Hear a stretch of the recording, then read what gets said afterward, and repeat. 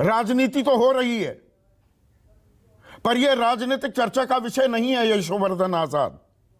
इसलिए शुरुआत में आपसे करूंगा, 8 दिन हो गए, 9 छोटी मछलियां हिरासत में हैं, बड़े मगरमच्छ कोई हाथ नहीं लगा रहा।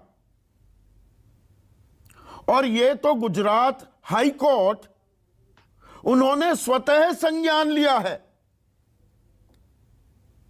और इंप्लीड करने की बात कही है, नोटिस दे दिए सरकार को, मुख्य सचिव के जरिए गृह सचिव को,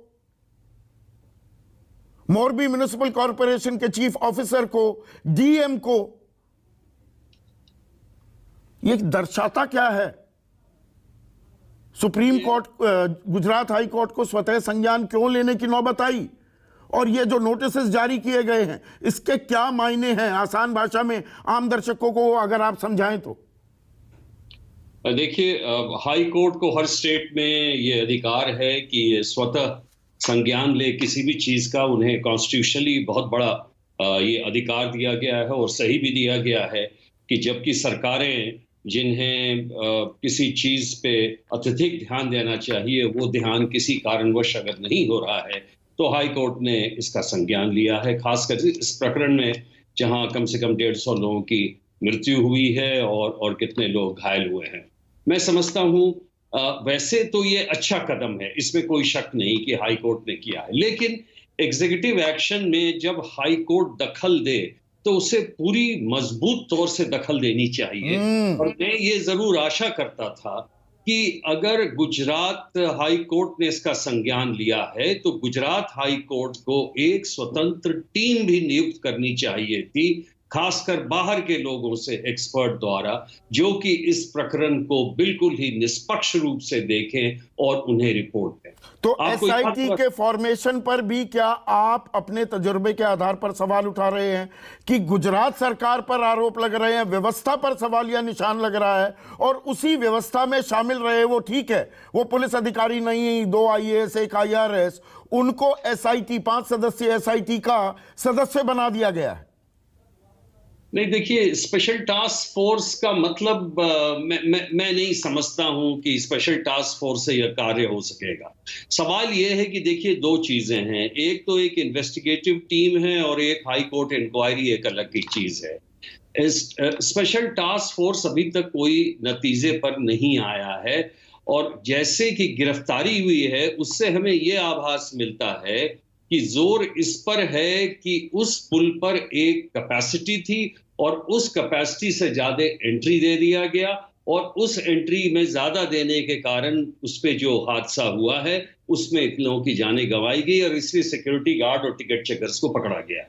लेकिन सवाल ये है कि मोरबी म्युनिसिपैलिटी के चेयरमैन को भी सरकार ने सही उनको निलंबित भी किया है, झाला को, जिन्होंने ये कहा कि हाँ, प्रदीप सिंह झाला को, जिन्होंने ये कहा, संदीप जी, और मार्क कीजिए इस बात को, उन्होंने ये कहा कि 26 तारीख को उन्होंने अपने आप पुल खोल दिया।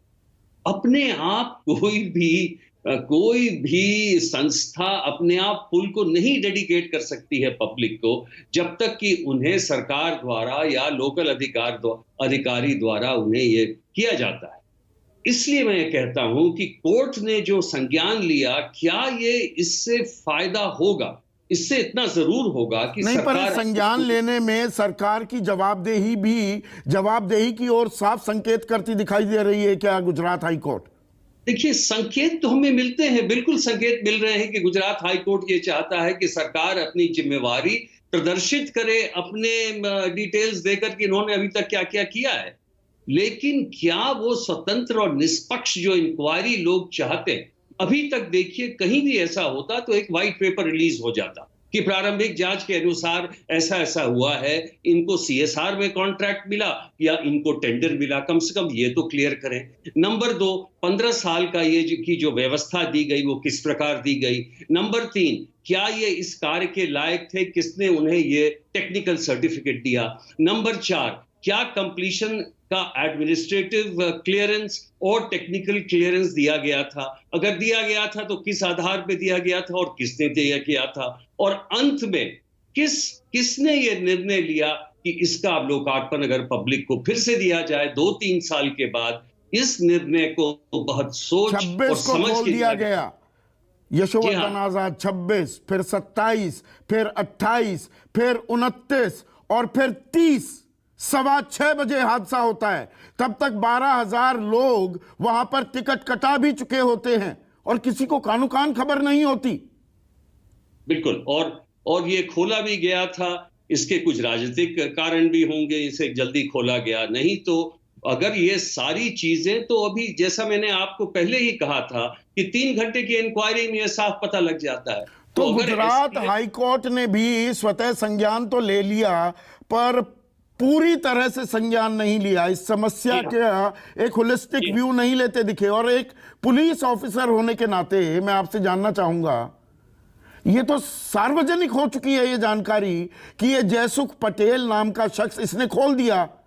जब उस कंपनी के 2 मैनेजर को, 3 सिक्योरिटी गार्ड को, 2 टिकटिंग क्लर्क, उनको पुलिस गिरफ्तार कर सकती है, तो कौन से सुरखाब के पर लगे हैं इस जयसुख पटेल में कि इसकी गिरफ्तारी नहीं हो रही?